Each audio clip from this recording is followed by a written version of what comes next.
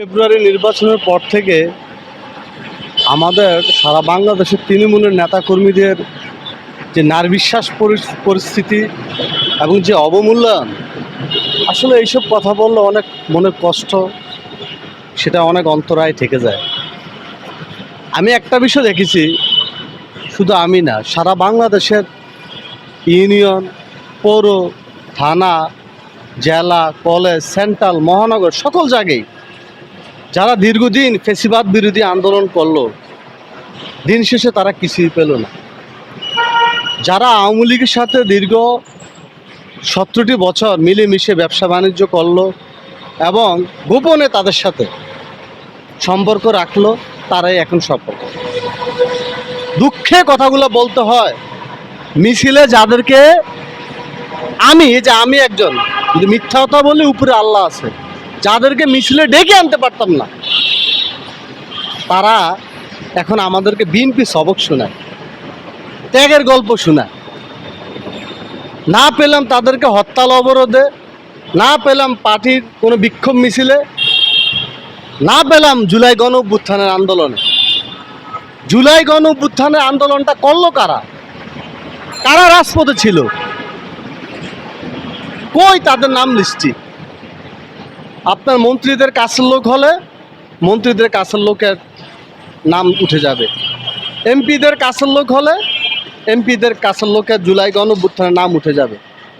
কিন্তু সাধারণ যে পিপলস, সাধারণ জনগণ, যেখানে একটা গৃহিণী থেকে শুরু করে একজন রিক্সা শ্রমিক ভাই শুরু করে ছাত্র জনতা শুরু করে সবাই তো জুলাই গণ অভ্যুত্থানে মাঠে নেমেছিল, কই তাদের নাম? কই এক জায়গাও তাদের নাম নেই।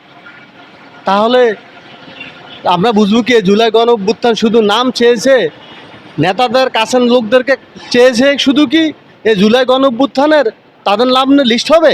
এই যে আমি কথা বলতেছি, আমি যদি জুলাই গণ অভ্যুত্থানের ভিডিও যদি না দেখাতে পারি, যদি রাজপথের ছবি যদি না দেখাতে পারি, তাহলে আমি আর কখনো রাজনীতি করবো। চ্যালেঞ্জ করলাম, আমার মতো হতভাগা এবং আমার মতো আরও অনেক হতভাগা, তাদের নামও জুলাই গণ অভ্যুত্থানের লিস্টের মধ্যে নেই।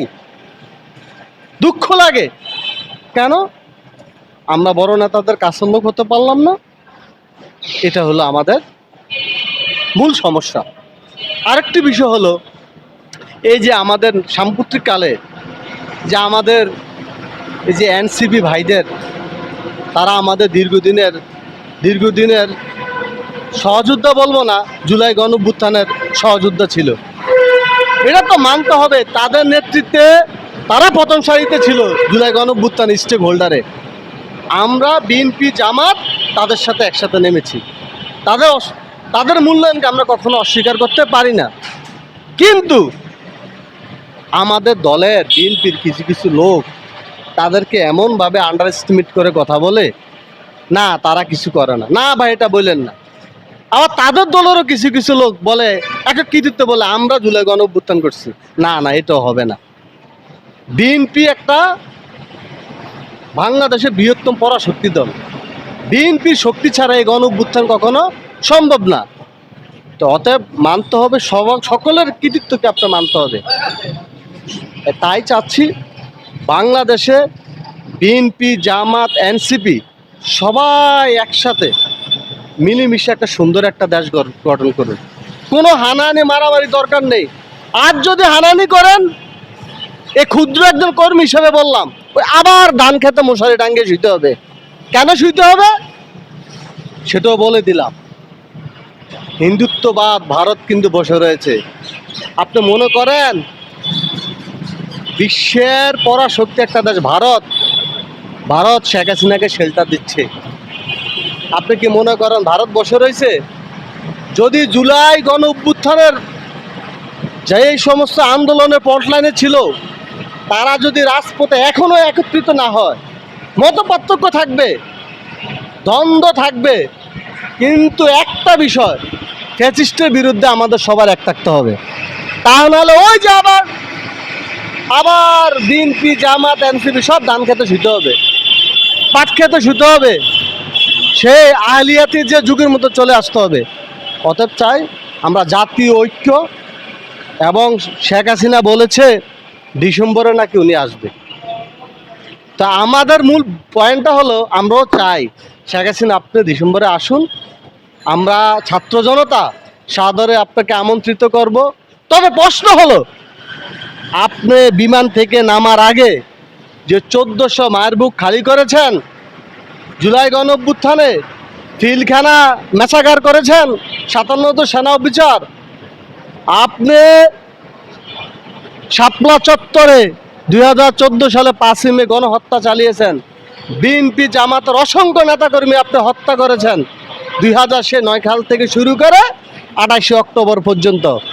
এগুলোর হিসাব দিয়ে তারপর আপনি বাংলাদেশে আসার হিসাব করবেন। আমরাও চাই আওয়ামী লীগ বৃহত্তম একটা বড় সংগঠন, আমরাও চাই তারা বাংলাদেশে থাকুক, সুন্দর মতন চলুক। তবে একটা কথা, বিচারের সম্মুখীন হতে হবে। আর আমাদের দলের আরেকটা বিষয় হলো, যে বিষয়টা হলো, আমি এটা বলতে চাচ্ছি, এটা অনেকে বলবে আমাকে নিরামিষ, না ভাই, আমাদের দল এবং এনসিপি জামাত অনেকে আওয়ামী লীগের একটা যারা নিরীহ কর্মী তাদেরকেও বলো ফেসিস্ট, না ভাই, এটা বলা যাবে না। সবার আগে মানুষ, আওয়ামী লীগের কিন্তু সব খারাপ না, অথবা সে একটা দলকে সমর্থন করতে পারে। এবং এমনও ব্যক্তি আছে শেখ হাসিনার তার অপকর্মের কারণে ঘৃণা করে। কেন ঘৃণা করে? আমি রোড পর্যায়ে দেখেছি, গ্রামের নিরীহ মানুষ, সাধারণ মানুষ, শেখ হাসিনা একটা ইসলাম বিদ্বেষী, আর আওয়ামী লীগ হলো একটা ইসলাম বিদ্বেষী সংগঠন, এটা সবাই জানে। কারণ এটা আলেমদের বিপক্ষে কথা বলে, আলেমদের বিপক্ষে থাকে, এবং সে ভারতের পা চাটে। এই জন্য সাধারণ যে পিপল, সাধারণ জনগণ যারা আওয়ামী লীগ সমর্থক, মানে মধ্যম শ্রেণী, তারা কিন্তু শেখ হাসিনার এইসব বিষয়গুলো পছন্দ করে না। তাই আমরা চাই সবাইকে ঘর আয়ত্তে নিয়ে আপনি স্বৈরাচারের ফেসিস্ট বলতে পারেন না। তাই চাই আপনাদের সবাইকে আমি আমার এই কথার মেসেজের মাধ্যমে উদাত্ত আহ্বান যাচ্ছি, মিলেমিশে আমরা যেন একটা সুন্দর বাংলাদেশ গড়তে পারি। এবং আমাদের নেতা তারেক রহমান বলেছে, সবার আগে বাংলাদেশ, সহযোগিতা করুন। আর আরেকটা বিষয়, লাস্ট ইন্ট্রোডাকশন, দেখুন তত্ত্বাবধায়ক বিল পাস হয়ে গেছে, আল্লাহর রাস্তে 5টা বছর কাজ করতে দিন। যদি বিএনপি সরকার কাজ না করে, উন্নয়ন না করে, তাহলে পরবর্তীতে জামাতের যে 12 দলীয় জোট তারা ক্ষমতা আসবে। কিন্তু এই মুহূর্তে 17 বছর যে লুটপাট হয়েছে, দেশটাকে একটু গড়তে দেন, দেশটাকে একটু গড়তে দেন, তা না হলে আমাদের কপালে কিন্তু আরও দুর্গতি আছে। সবাইকে ধন্যবাদ, আসসালামু আলাইকুম।